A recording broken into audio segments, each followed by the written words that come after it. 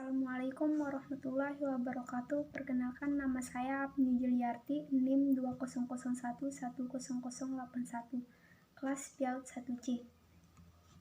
Bismillahirrahmanirrahim. Baiklah, saya akan menjelaskan sedikit materi kelompok kami, yaitu tafsir dengan berbagai permasalahannya dalam studi Al-Quran. A. Definisi tafsir, takwil dan terjemah. 1. Pengertian tafsir. 2. Pengertian takwil. 3. Pengertian terjemah. B. Perbedaan tafsir, takwil, dan terjemah. A. Tafsir menjelaskan makna ayat yang kadang-kadang dengan panjang lebar, lengkap dengan penjelasan hukum-hukum dan hikmah yang dapat diambil dari ayat itu dan seringkali disertai dengan kesimpulan kandungan ayat-ayat tersebut. B. Takwil mengalihkan lafaz-lafaz ayat Al-Quran dan arti yang lahir dan rajih kepada arti lain yang samar dan marjauh. C. Terjemahan hanya mengubah kata-kata dari bahasa Arab ke dalam bahasa lain tanpa memberikan penjelasan arti kandungan secara panjang lebar dan tidak menyimpulkan dari isi kandungannya. Perbedaan tafsir dan takwil. Tafsir. Al-Raghib Al-Asfahani lebih umum dan lebih banyak digunakan untuk lafaz dan kosakata dalam kitab-kitab yang diturunkan Allah dan kitab-kitab lainnya. 2.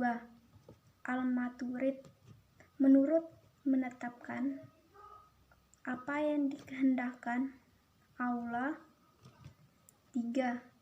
Abu Talib At-Tazah merupakan makna lafaz baik merupakan hakikat atau majaz. 4. Al-Raghib Al-Asfahani lebih baik digunakan untuk makna dan kalimat dalam kitab-kitab yang diturunkan Allah saja. Takwil. 1. Menetapkan makna yang dikehendaki suatu lafaz yang dapat menerima banyak makna karena ada dalil-dalil yang mendukung. 2. Menjelaskan salah makna mungkin diterima oleh suatu ayat dengan tidak meyakini bahwa itulah yang dikehendaki Allah. 3. Abu Talib At-Tazah alim menafsirkan batin lafaz. C. Ciri-ciri penafsiran Nabi SAW dalam memahami Al-Quran. Sejak masa Nabi Muhammad SAW hingga masa kodifikasi, adapun pendapatan yang digunakan dalam tulisan ini adalah pendekatan histori dengan context analisis. Pada masa Nabi Muhammad SAW menafsirkan ayat-ayat Al-Quran menjadi otoritas beliau. Namun beliau hanya menafsirkan ayat-ayat Al-Quran yang dianggap penting dan yang ditanyakan oleh sahabatnya.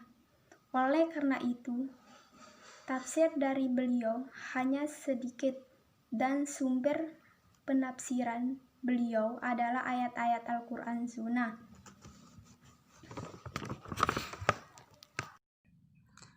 Oke, selanjutnya saya Rini Mulyawati akan menjelaskan atau akan melanjutkan penjelasan dari saudari Apni pada bagian ke D, yaitu ciri-ciri penafsiran sahabat dalam memahami Al-Quran. Pada masa sahabat, penafsiran sahabat memiliki 4 sumber, yaitu ayat-ayat Al-Quran, sunnah Nabi, pendapat sahabat sendiri, dan Israiliyah.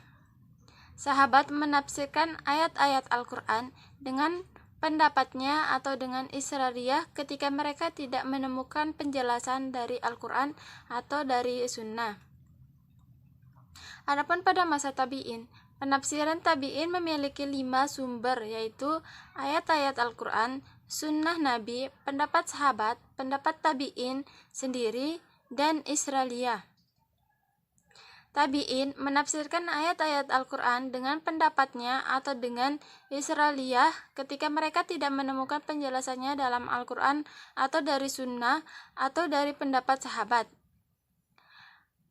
Akan tetapi, penafsiran ayat-ayat Al-Quran pada masa Nabi dan pada masa sahabat diketahui dari mulut ke mulut, karena kodifikasi tafsir dilaksanakan pada akhir masa kerajaan Umayyah. Meskipun kodifikasi itu masih dalam bab khusus dalam kitab-kitab hadis, sudah itu berubah perkembangan koordinasi tafsir dilaksanakan secara terpisah. Selanjutnya adalah kode etika penafsiran Al-Quran. Menafsirkan Al-Quran merupakan perbuatan dan amanah yang sangat berat. Oleh karena itu, tidak semua orang memiliki otoritas untuk mengembangkan amanah tersebut. Siapa saja yang ingin menafsirkan Al-Quran harus memenuhi syarat-syarat tertentu. Persyaratan ini merupakan suatu hal yang sangat wajar dalam semua bidang ilmu. Sebagai contoh, dalam bidang kedokteran misalnya, seseorang tidak diperkenankan menangani pasiennya jika tidak menguasai ilmu kedokteran dengan baik dan benar. Bahkan, jika ia nekat membuka praktek dan ternyata pasien malah bertambah sakit, ia akan dituduh melakukan malpraktek sehingga bisa dituntut ke pengadilan. Demikian juga halnya dengan tafsir Al-Quran. Syarat yang ketat mutlak diperlukan agar tidak terjadi kesalahan atau kerancuan dalam penafsiran. Dan yang terakhir adalah macam-macam tafsir. Macam-macam tafsir ditentukan oleh perbedaan metode yang digunakannya. Perbedaan ini selanjutnya menjadikan argumentasi bagi variasi pendekatan sesuai dengan substansi kajiannya masing-masing. Sehingga secara klasik, metode tafsir dibedakan ke dalam 2 bagian besar, yaitu tafsir bi al-riwayah dan tafsir bi al-dirayah. Dari paduan kedua metode ini lalu muncul 4 metode, yakni tafsir tahbilili, tafsir ijmali, tafsir mukarram, dan tafsir ma'udu. Tafsir tahlili mengkaji Al-Quran dari segala aspek dan maknanya.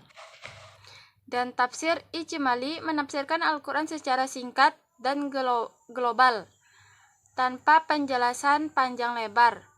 Untuk konsumsi sebagai tingkat intelektualitas, yang ditafsirkan disesuaikan urutan mushaf dari ayat ke Al-Quran, dari ayat ke ayat, dari surat ke surat berikutnya.